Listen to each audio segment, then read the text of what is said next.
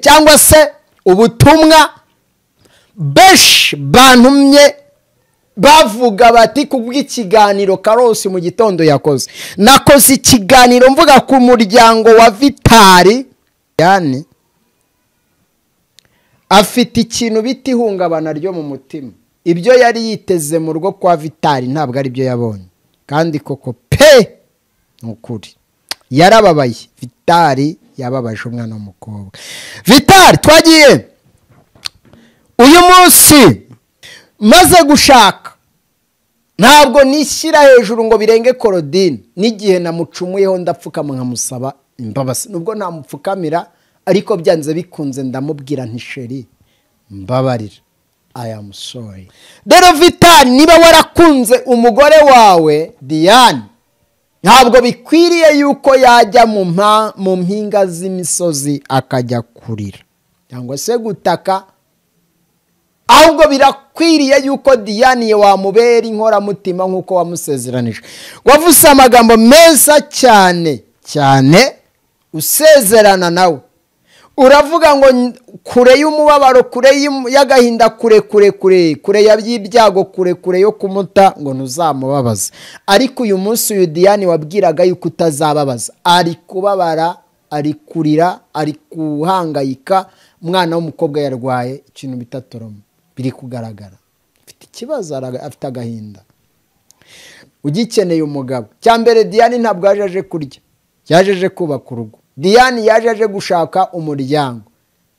Mu magambo numvise ni ikintu cy'ikibazo, kibibazo biza ngo onapo ibiki, sibye ko nababizana nge ntabwo mpuza nabo, nta muntu umenye, ntabwo abantu bari kubivuga si abaganga ngo bajye kuvuga yuko umwana w'umukobwa yaje ari muri onapo, ntabwo ari abaganga. Buriya nk'abagabo bandi bari kumva kuko Diane se wenyine usenye, ariko nk'abagabo bajya bakanira abagore babo, niba umugore afite isakoshi ebyiri ukaba wamubuza kugira ngo ayihe murumuna we, nubwo aje kugushaka wa mugabo we, ntabwo atanye na famiye yiwe.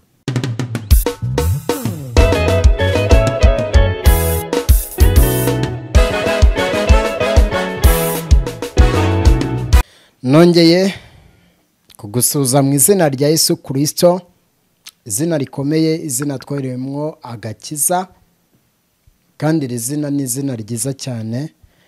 Ni izina abizera Imana bajya baha agaciro bitewe n'uko iri zina ntabwo rijya riyobekana, ahubwo ribwirwa uwo ari we wese, n'abadayimoni bararitinya. Uyu munsi turagarutse, ni Karosi François Uwihoreye, umugabo ufite abana 3 ndetse na Madame Rusi Beura ndetse na Begin, n'abana 3 b'abakobwa. Rero n'abandi tubana benshi turera mu rugo, turi umuryango w'abantu benshi. Imana tugire neza, nubwo ibihe biba bitoroshye, ariko turashimira yera yabanye natwe mu bihe bikomeye. Imana ishimwe cyane. Ngarutse numva shima Imana, wakwibaza ngo ni sawa ariko kuri jye ni sawa. Kuba ngihumeka byonyine ni agaciro, ni ubuntu, ni urukundo. Kuba turiho suko Satani aba yasamye, abashaka kutumira, ariko Imana ishimwe ko yatugiriye neza tukabasha kubaho. Kubaho kwanjye, kubaho kwacu, kubaho hari abatabyishimira. Niyo mpamvu uzasanga umuntu uwo ari we wese agira ukwe. Nubona uhumeka jya ushimira yera, nubona ugenda bikemera jya ushimira yera, kuko uragenda hejuru y'abakwanga, uragenda hejuru y'abakuvuga, uragenda hejuru y'abagusebya, uragenda hejuru y'abataguvuga neza. Olastifora selema tandodelo celebrify. Mbega uragenda hejuru y'imivumo y'abakuvuma, uragenda hejuru y'imivumo y'abakwanga. Ariho Tewu yakuye indirimbo aravuga ngo imivumo y'abakwanga izapfa ubusa, ngo kuko bavuma rimwe Imana igakuba kabiri. Niba uri mu mwuka umwe nanjye vuga ngo amin. Imana ishimwe cyane. Uyu munsi tuje tufite ikintu bita amakuru y'ijuru n'amakuru tuzi, kuko tujya dutandukanya iby'ijuru ndetse n'iby'isi. Imana imfashe, kuko uyu munsi ndashaka kuganira ntuje ariko nishimye. Impamvu mba nishimye niyi, nuko Imana ikirinze ubuzima bw'abo Satani arwanya. Kandi uyu munsi ndishima kubera iki? Kuko Imana irinze igihugu cyacu, kuko Imana irinze Afurika, kuko Imana irinze Amerika, kuko Imana irinze. Impamvu ebyiri. Iya mbere, nudashimishwa n'ibyiza by'undagezeho, nawe ubwawe ntawe uzishimira ibyiza uzageraho. Nubwo nta muntu wishimira umwuka uhumeka, ariko Satani azatsindwa mu izina rya Yesu. Abo muzungu, abo mwirabura, twese turi umwe. None rero uyu munsi munyemerere mvuge ntuje numva Imana kuko impamvu hari abantu benshi bari kuvuga ariko bakavugishwa. Mu bantu bavuze jewe ntabwo ndimo, bariye ruswa. Ngero ntayo nariye, ndaza kugarukana none kandi ngarutse kuko natumwe n'inshuti z'umuryango wa Vitali, kandi nge ndi intumwa, ndatumika. Iyo ntumye ndatumika, naje rero kugira ngo ntumike. Hari abantu banyemereye kugira ngo tuvuge uyu munsi kuri Karosi TV. Amakuru ni yose, nuzajya ukwanda wumva ushaka gukurikira amakuru mbega asesenguye, uzuza kuri Karosi TV. Ni ya TV mbega imeze neza, abantu bagomba kujya mukora subscribe, share ndetse mugasharinga n'ibiganiro byacu tukagendana. Ni channel yari yitwaga Karani TV, yahinduwe Karosi TV. Mbega mfite ikintu bita izina ryitwa Karosi. Noneho tukagirana, Imana iyo yadukundiye bijya byemera. Noneho munyemerere dusenge Imana tuyiragize kugira ngo ngaruke mvuga. Ndavuga pe, muzajye mwandika ibyo mushaka, nushima nzashima, nungaya ntacyo nzikosora, ariko tugendane. Tumaze kurambirwa, turambiwe Satani n'abakozi be, turambiwe abadayimoni n'abakozi ba Shitani. Mbega turarambiwe. Rero bivuze ngo iyo urambiwe hari ibihinduka. Ntunyemerera bizahinduka, nutanabyemera bizarorere. Kuko jewe namenye Imana, nayimenye nta muntu yimbwirije, nabwiwirijwe n'umwuka w'Imana. Impamvu ntajya ngendera ku bantu ngo bavuze, ngo banenze, ngo bavuze ngo Karosi ngo yabaye umuti. Icyo uzavuga birakureba. Mwami Imana ndagushimiye. Eregura Imana y'ibifite imibiri byose. Nanjye Karosi mu biremwa byawe mbamo.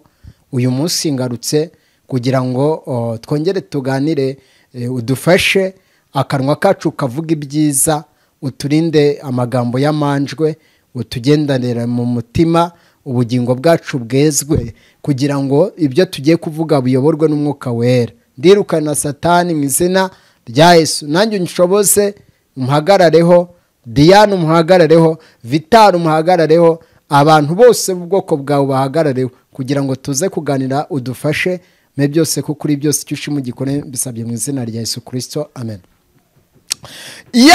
Mbega uko bimeze, tuje rero niragije Imana munyihanganire, ngarutse gusubiza message cyangwa se ubutumwa benshi bantumye bavuga bati kubw'ikiganiro Karosi mu gitondo yakoze. Nakoze ikiganiro mvuga ku muryango wa Vitali ndetse na Diane Rwaka. Aba bantu nabavuzeho, ariko rata ndanabakunda. Imana ibahe umugisha, ibakomeze, mbega ibarwanirire. Erega muri bamwe muri barumuna ba Karosi, kuko iyo nitegereje nk'amaso areba, Imana itabahagazeho mwajya mu nkiko. Ariko habayeho guca bugufi kumwe muri mwe, ariko ndavuga Vitali agaca bugufi nk'umugabo. Undi umugabo si ipataro, umugabo ni ikintu bita ijambo. Ni ukuvuga ngo hari ikiganiro cyabereye ku Mavuta TV cyaraye gikozwe, kimazeho ndabona kimaze amasaha 22, kimaze kurebwa n'ibihumbi 80. gifite kome, gifite link Tarik 960, kikagira comment 417.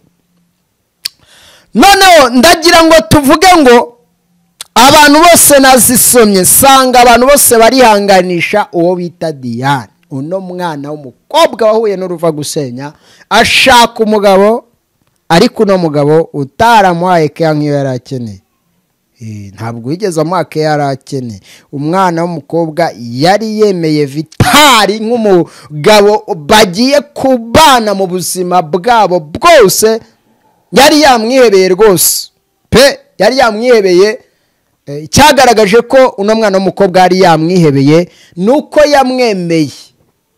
Kitonderwa mu mwanya muto bari bamenyanye, nk'umuntu nakurikiye ubuhamya bwabo, ntabwo nje kubivuga ndi umushyitsi kuri byo, munyihanganire, nje kubivuga nk'umuntu wakurikiranye ubuhamya bwabo bose uko ari babiri. Nakurikiye ubuhamya bwabo, ubwa Vitali ndetse na Diane.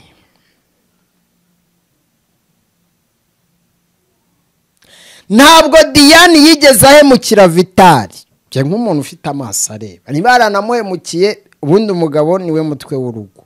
Bivuga ngo umugore iyo umufashe neza akubera inyungu, ariko umufashe nabi bituma nawe yes. Abagore b'ubu barisobanukiwe, ntabwo ari abakera. Sinzi uwo nigeze kubona yandika commentaire ngo nabanyoko ngo barahukanye, ntabwo ngo Diane ari wahukanye wenyine, ariko Diane ndagushyigikiye.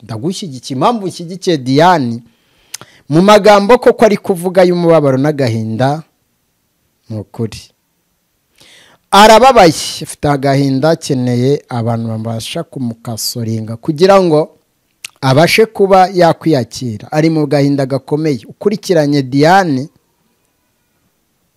afite ikintu bita ihungabana ryo mu mutima. Ibyo yari yiteze mu rugo kwa Vitali ntabwo ari byo yabonye, kandi koko pe n'ukuri yarababaye. Vitali yababaje umwana w'umukobwa. Vitali twagiye uyu munsi nakoze ikiganiro, reka mbari icyo gewe nigiraho, banyandikiye abantu, ariko reka mbanze mvuge gutyo. Uwa mbere wampamagaye yambwiye ngo Vitali, nubwo ndimo nkora ikiganiro, ari byinshi cyane ukwiye gukosora.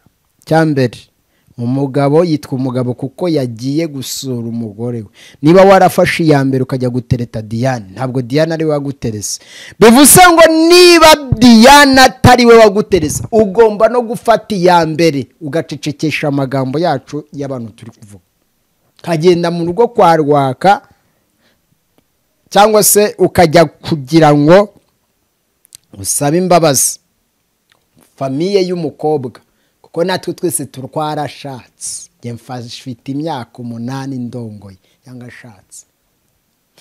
Maze gushaka ntabwo nishyira hejuru ngo birenge Korodine, n'igihe namucumuyeho ndapfukama nkamusaba imbabazi. Nubwo namupfukamira, ariko byanze bikunze ndamubwira nti sheri mbabarira, I am sorry, nagusabaga imbabazi nagukoshereje. Yarangiza niba ari igihano mpana nkacyemera nk'umugabo, nkihangana, turubatse. Hari ibihe byinshi twagiye ducamo byari tumaga jyewe na Korodine w'Imana twari kuba twarasenye, ariko kubera guhagarara mu rugo, kuko jye nashatse nshaka gushaka, ntabwo jye naje mu kigare.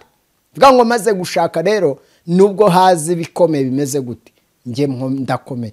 So ntabwo rero nje kugira ngo nkubwire uko nugubatse nanjye urwangisho rwasenyuka, ahubwo ikinzanye rero, Vitali ukeneye impuguro z'Imana imwe. Kare navuze ijambo ndavuga ngo Vitali, ntabwo ukwiye guhagarara ngo wigishe.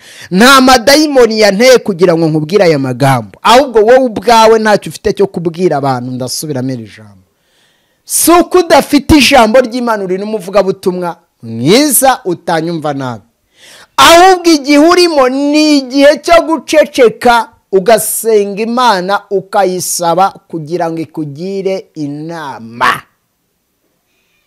Ni kugira inama igura gucisha bugufi, iraguhishurira ibihishwe kugira ngo ubone umwanya wo kujya gushaka umuryango wa Diyane wababaje, usabe imbabazi. Kuba Diyane atarigeze akujyana mu nkiko waramuhohote nk'uko abivuga, ntabwo aba yaratashye ngo amara y'amezi ane ari mu rugo iwabo atabashije kugufungisha. Yari yaracecetse, tubanze tubyumvikane. Diyane yari yaracecetse, ntabwo yigeze agira ijambo na rimwe asohora nyuma yo kwahukana, tubyumvikane. Ubwo yamaraga kugera iwabo n'umuryango we waracecetse, naho mu Gatenga baracecetse. Tuzi neza cyane ko itangazamakuru naryo ryacecetse, si uko batari baramenye ko umugore wawe yahukanye, ariko igihe bamaraga kubimenya, nyuma yaho byaje guseburwa biseburwa na Yongwe. Ariko bibanze Ezekiyeli adomaho gato araceceka. Habonetse ngo intumwa ziri gutuma kugira ngo abashe kuba yavuga ko urugo rwa Vitali rwasenyutse. So ntabwo uyu munsi tuje kugira ngo tubabaze famiye, ahubwo jye nagira ngo nihanganishe famiye zombi. Ntabwo nihanganisha umwe, ndihanganisha mwese, kuko uyu munsi hari ikibazo gikomeye. Vitali urababaye nibyo, ariko ubuze ikintu. Bibiliya iravuga ngo ubuze ubwenge abusabe. Iyo ubuze ubwenge Imana irakureka. Iyo ubuze ubwenge bituma abantu bakuvuga. Reka nkubwire Vita, buri Imana ikugira inama, nikugira inama uribuka ko mwana w'umukobwa yakwemeye ntacyo ufite. Muri bikeya wari ufite wenda ntacyo nkugaye, ko uri n'umukozi cyane, ndabizi ko nageze iwawe narabibonye. Umuntu ufite ibintu byinshi nk'ibyo nabonye ntabwo yabura kuba yakubaka urugo. N'utafite arubaka, ariko urugo ntabwo rwubakwa n'amafaranga n'icyubahiro, ahubwo urugo rwubakwa n'amahoro. Amahoro niyo yubaka urugo. Amafaranga arashira, ibintu birashira, amazu arasenyagurika, amamodoka akora impanuka akarimbagurika, ariko urukundo, icyo bita urukundo, ururava, nirwo rwubaka urugo. Urukundo rero Vitali, niba warakunze umugore wawe Diyane, ntabwo bikwiriye yuko yajya mu mpinga z'imisozi akajya kurira cyangwa se gutaka, ahubwo birakwiriye yuko Diyane wamubera inkoramutima nk'uko wamusezeranije. Wavuze amagambo meza cyane cyane usezerana nawe, uravuga ngo kure y'umubabaro, kure y'agahinda, kure y'ibyago, kure yo kumuta, ngo ntuzamubabaza. Ariko uyu munsi uyu Diyane wabwiraga yuko utazababaza, ari kubabara, ari kurira, ari kuhangayika. Umwana w'umukobwa yarwaye ikintu bitatoromo, biri kugaragara, afite ikibazo, afite agahinda.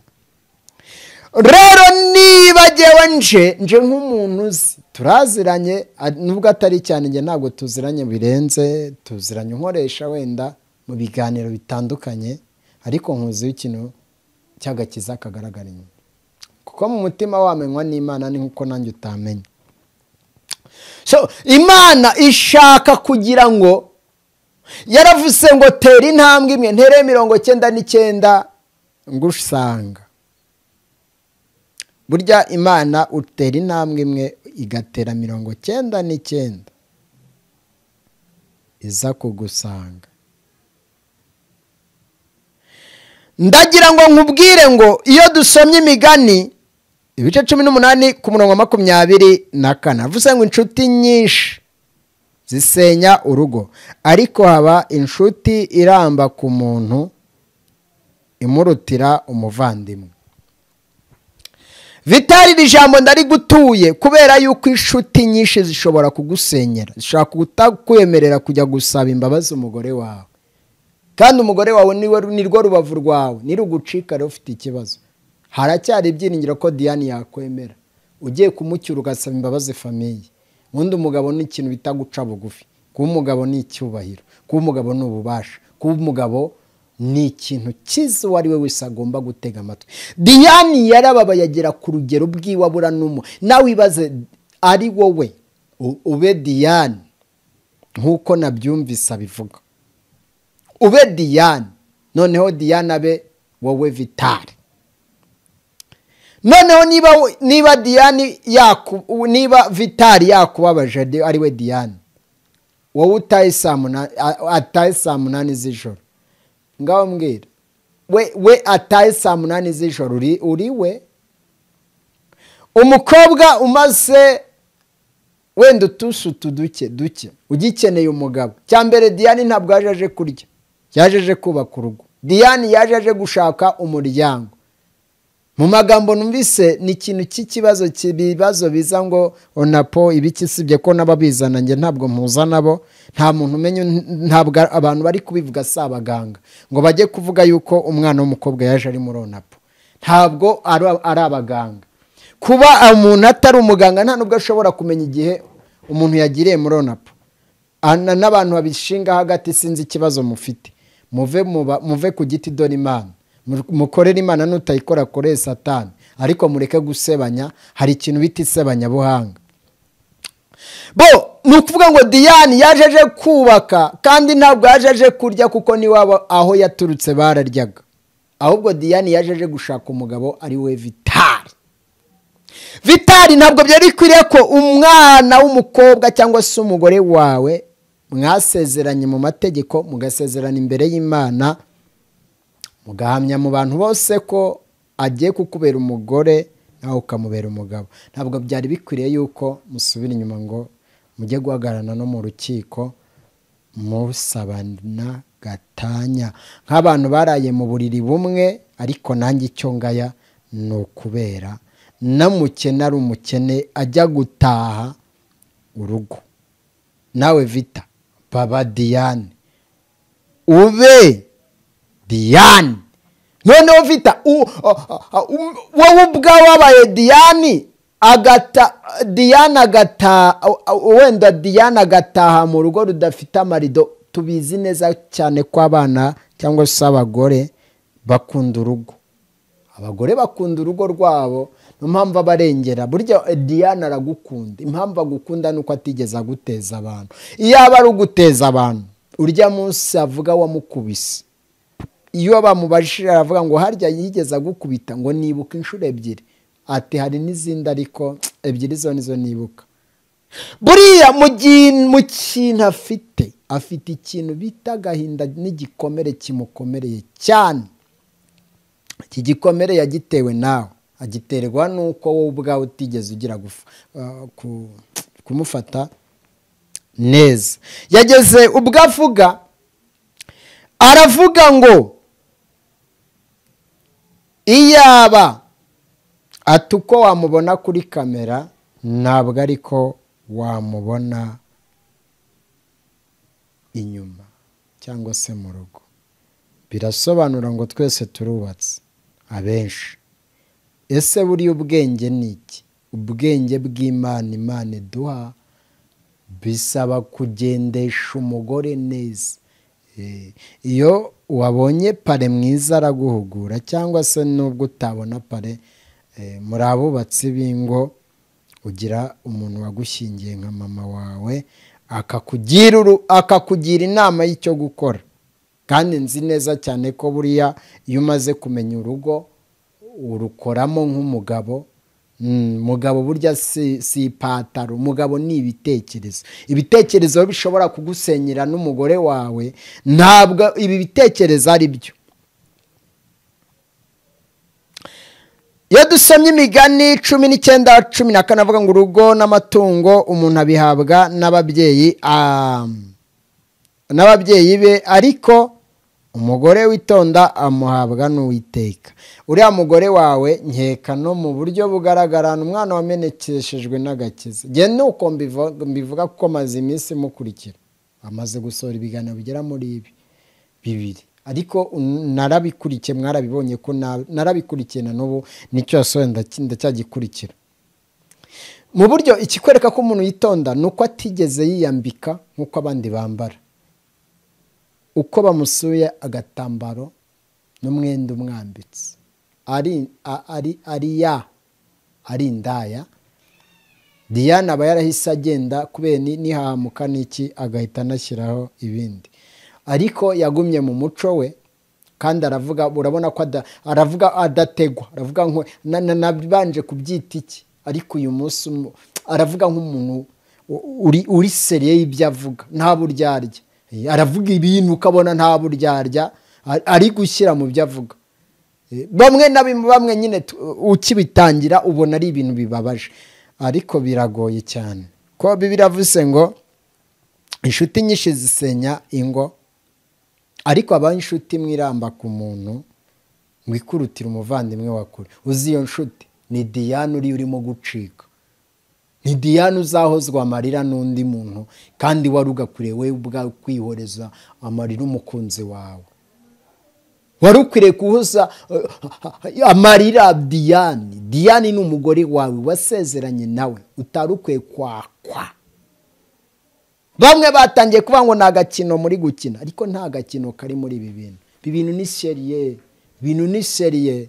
Byatangiye mbona ari imikino, ariko ibintu ni seriye, birababaje, bifite intuzi. Ikindi kintu yaje kuvugamo abanyamakuru, avugamo Ezekiel, avugamo Yongwe, yavuzemo Papa Bitangaza na Mama Bitangaza, yavuzemo n'abandi. Ni ukuri mwakabyaramwe, nimugerageze uriya mwana w'umukobwa arababaye. Umwana w'umukobwa arababaye, afite agahinda. Twese twishyize mu rugero rwe. Ndabizi ko abo yavuze abenshi nako mwese abenshi barashatse keretse umwe. Buriya umuntu yamaze gushaka, agahinda kiwe kamenywa n'uburiri ndetse kakamenywa n'inzu atashyemo.